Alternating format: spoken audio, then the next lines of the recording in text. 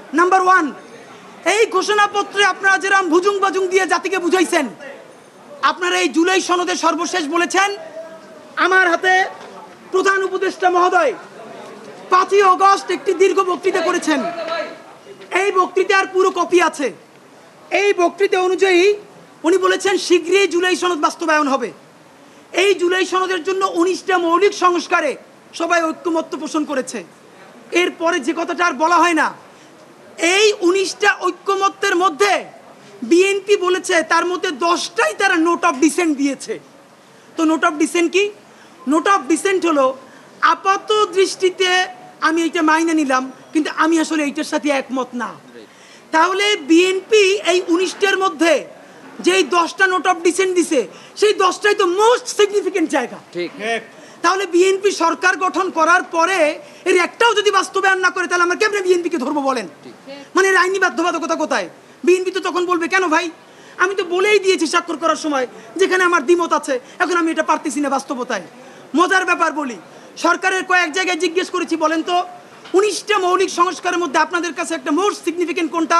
তারা বলেছে সংসদের উচ্চকক্ষে পিআর ব্যবস্থা আনুপাতিক হারে।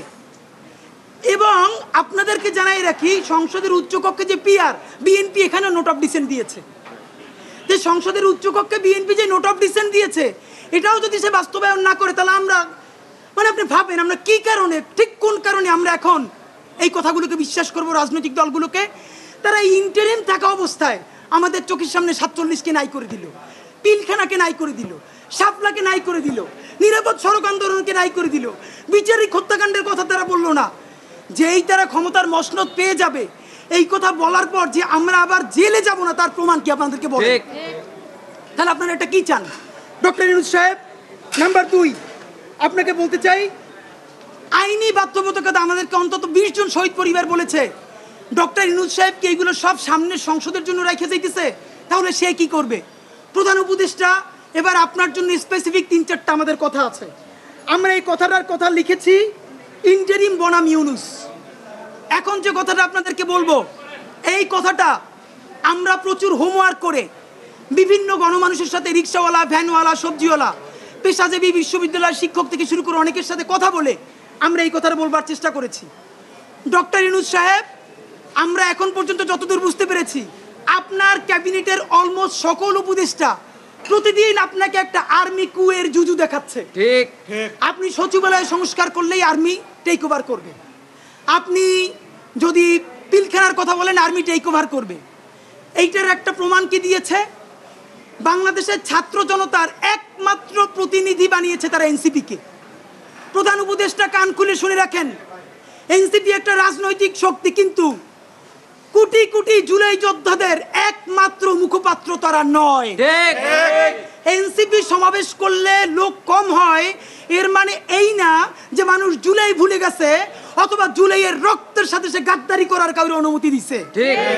বরং এনসিপির সাথে লোক কম হয় এর বড় বাস্তবতা হলো, তারা মনে করে বিএনপি বা জামাতে ইসলামী ঠিক যেভাবে জুলাইকে বিভিন্নভাবে বিজনেসের মডেলে নিয়ে এসেছে, এনসিপিও এখন সেটাই করছে, তাই তারা এনসিপির সমাবেশে আসে না।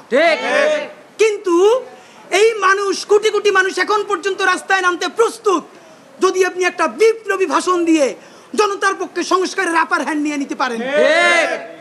প্রধান উপদেষ্টা, আপনাকে বলি, আপনার উপদেষ্টারা সারাক্ষণ জুজুর ভয় দেখায় না? আপনারে বলি, একটু কান দিয়ে শুনেন, যদি ওয়াকার সাহেবের এবং আর্মি জেনারেলদের সাহস থাকে, আই রিপিট, সাহস থাকে, একটা কুক ওই দিয়ে দেখাইতে বলেন। ঠিক ভাইরা, ব্যাপারটা এমন না, লিথাল উইপেন যখন চলে তখন পুলিশের উইপন আর আর্মির উইপেনের পার্থক্য থাকে না, প্রত্যেকটাই জীবন কাইরে নেয়।